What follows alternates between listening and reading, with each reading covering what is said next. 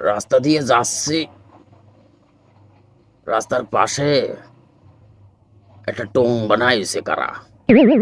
টোং বানাইয়ে দেখি দুটো আমার পুতার বয়সে ছেলে হাতের মধ্যে কি নিয়ে কাইচি দিয়ে কুচোচ্ছে। কুচোচ্ছে তা সে মনে হচ্ছে যে কি অমৃত কুচোচ্ছে, কি মন দিয়ে কুচোচ্ছে। আমি যাই জিজ্ঞেস করতেছি কি কুচোচ্ছিস, কছে তামাক।